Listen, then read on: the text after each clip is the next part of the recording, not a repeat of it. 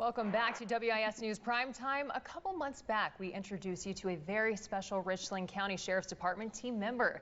As a key part of the department's Wellness and Resiliency program, CJ, the Crisis Intervention K-9, offers support to officers as well as community members. So training him how to know how to respond to the appropriate situations didn't just happen overnight. A lot of work was put in before he joined the RCSD team. Joining us now are RCSD's Director of Wellness and Resiliency, Allison Farrell, the lead trainer with Palmetto Animal Assisted Life Services, Allie Rich, and we can't forget about CJ, the Crisis Intervention K-9 himself. Thank you all so much for being with us tonight. Thanks for having us. Yeah, CJ, an awful sweet boy. Yes, yes.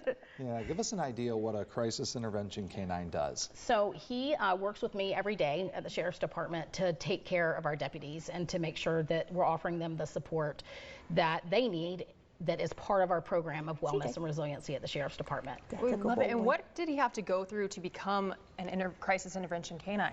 Yeah, so he trained for about 2 years with us at our facility in Columbia. So he was actually with a puppy raiser for almost the first 6 months of his life.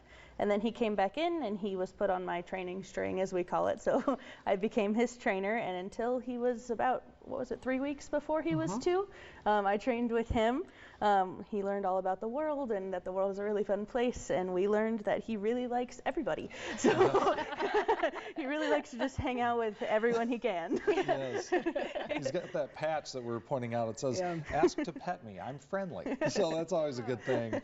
But in that process, I imagine that there are specific things that you're looking for out of CJ to be able to provide the comfort and support for first responders. Absolutely. So he very naturally wants to go to people and just kind of lean on them.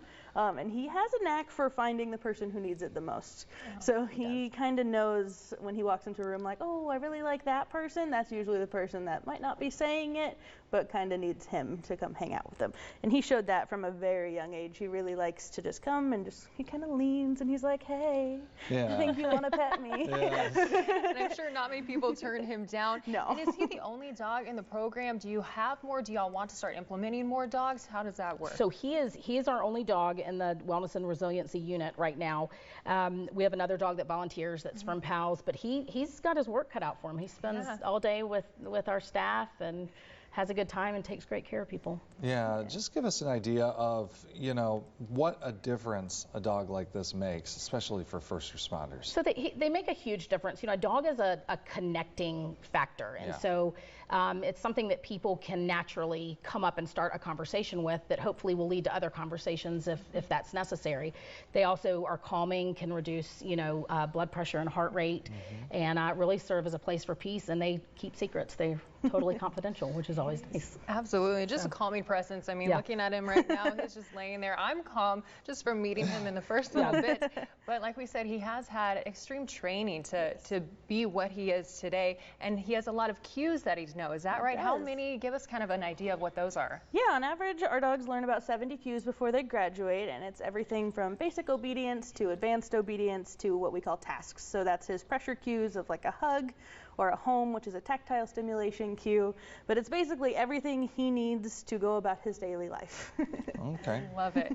Very good. Speaking of cues, I think that you want a hug. Okay, I want a hug. Let's just get to the point. I do. I really want a hug. I'm actually going to grab a chair to assist with that. Hi, Yoli. All right, walk me through this process of what I should do. How does it work? All right, so just have a seat. I'm going to bring him up, and he's going to come up to you. You're going to cross your arms over your chest and ask him to hug, and he's going to pop right up on your lap. He already knows what's about to happen. He's like, all right, let's go. All right. CJ. Come here, bud. Ooh, sorry. Oh, there's a screen. No. Yeah, there's CJ, going on. ready? Can I have a hug? Hug. Attaboy.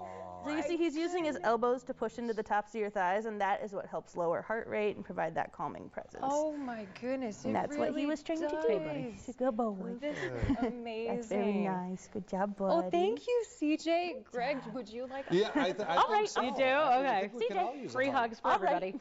He's like, I love it. I don't want to go. Thank you very much. You another one. Love. Yes, absolutely. Okay. All right, so just cross your arms over your chest. Let's just see. CJ, all right, hug. Attaboy. That's a good dog. He is a nice bear hug. Yeah, right. You can pet him, you can hug him, anything you feel like you want to do. He's the sweetest, huh? Oh, what good boy. Sweetheart. Oh, all right. So sweet. That's a good boy. He's like, are you sure? Do I have to? That's what it's all about. Wow, CJ, Good so boy. wonderful. Amazing. Now, I'm going to have to pick up some of your tips and tricks, you know, because I've got a Labradoodle at home as well as 2 Yorkies. So there's a couple things that we can learn. Well, here you go. Very good. This simple command goes a really CJ. long way. And Q, I should say, it's a Q. The Q. Yes. That's right. Awesome. All right. Well, thank you so much. We appreciate it. Thanks for having us. Yes, and thank you for all that you do for first responders. And CJ, good